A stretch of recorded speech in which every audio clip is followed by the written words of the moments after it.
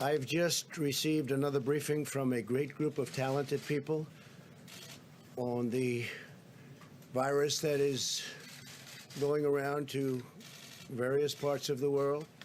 We have, through some very good early decisions that were actually ridiculed at the beginning, we closed up our borders to flights coming in from certain areas, areas that were hit by the coronavirus and hit pretty hard.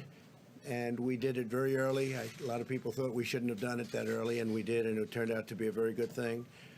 And the number one priority from our standpoint is the health and safety of the American people, and that's the way I viewed it when I made that decision. Because of all we've done, the risk to the American people remains very low. And we have the greatest experts in the world, really in the world, right here. The people that are called upon by other countries when things like this happen. We're ready to adapt, and we're ready to do whatever we have to as the disease spreads, if it spreads. As most of you know, the level that we've had in our country is very low, and those people are getting better, or we think that in almost all cases, the better are getting. We have a total of 15. We took in some from Japan. You heard about that, because they're American citizens and they're in quarantine, and they're getting better too. But we felt we had an obligation to do that. It could have been as many as 42, and we found that it was just an obligation we felt that we had. We could have left them, and that would have been very bad, I think, American people. And they're recovering.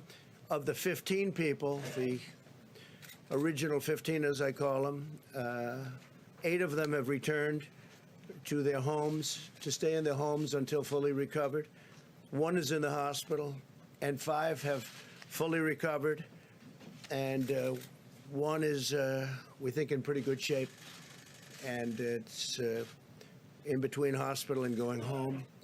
So we have a total of, 15 people, and they're in a process of recovering, with some already having fully recovered. We started out by looking at certain things. We've been working with the Hill very, very carefully, very strongly, and I think we have very good bipartisan spirit for money. We were asking for $2.5 billion, and we think that's a lot, but the Democrats and I guess Senator Schumer wants us to have much more than that. And normally in life I'd say, we'll take it. We'll take it. If they want to give more, we'll do more. We're going to spend whatever's appropriate. Hopefully we're not going to have to spend so much, because we really think we've done a great job in keeping it down to a minimum. And again, we've had tremendous success beyond what people would have thought. Now, at the same time, you do have some outbreaks in some countries. Italy and various countries are having some difficulty. China, you know about where it started. I spoke with President Xi.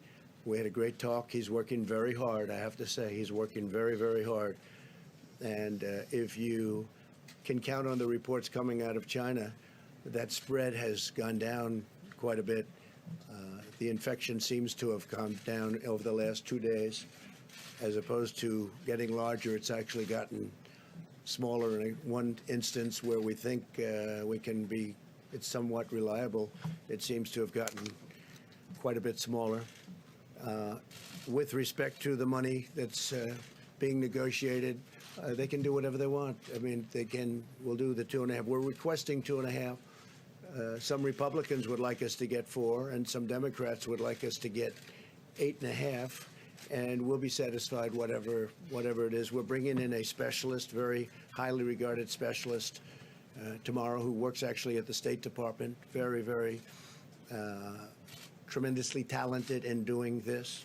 I want you to understand something that shocked me when I saw it, that I spoke with Dr. Fauci on this, and I was really amazed, and I think most people are amazed to hear it. The flu in our country kills from 25,000 people to 69,000 people a year. That was shocking to me. And so far, if you look at what we have with the 15 people, and they're recovering. One is pretty sick, but hopefully will recover. But the others are in great shape. But think of that, 25,000 to 69,000. Over the last 10 years, we've lost 360,000. These are people that have died from the flu, from what we call the flu. Hey, did you get your flu shot? And that's something. Now, what we've done is we've stopped non-U.S. citizens from coming into America from China. That was done very early on. We're screening people, and we have been at a very high level, screening people coming into the country from infected areas. We have in quarantine those infected and those at risk. We have a lot of great quarantine facilities. We're rapidly developing a vaccine, and they can speak to you. The professionals can speak to you about that. The vaccine is coming along well, and in speaking to the doctors, we think this is something that we can develop fairly rapidly, a vaccine for the future, and coordinate with the support of our partners. We have great relationships with all of the countries that we're talking about. Some it's a fairly large number of countries. Some it's one person, and many countries have no problem whatsoever. And we'll see what happens. But we're very, very ready for this, for anything, whether it's going to be a breakout of larger proportions or whether or not we're at that very low level. And we want to keep it that way. So we're at the low level. As they get better, we take them off the list so that we're going to be pretty soon at only 5 people. And we could be at just 1 or 2 people over the next short period of time. So we've had very good luck. The Johns Hopkins, I guess it is a highly respected, great place.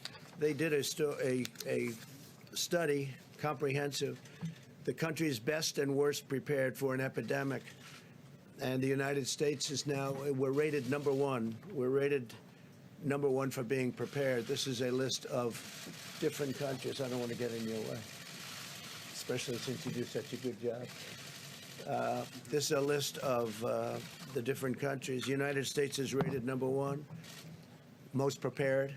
United Kingdom, Netherlands, Australia, Canada, Thailand, Sweden, Denmark, South Korea, Finland. This is a list of the best rated countries in the world by Johns Hopkins.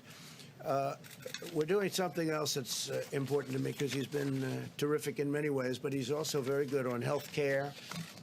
And we really followed him very closely. A lot of states do. When Mike was governor, Mike Pence of Indiana, they've established great health care. They have a great system there, a system that a lot of the other states have really looked to and changed their systems. They wanted to base it on the Indiana system. He's very good.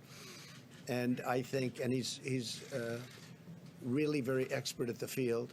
And what I've done is I'm going to be announcing exactly right now that I'm going to be putting our Vice President, Mike Pence, in charge.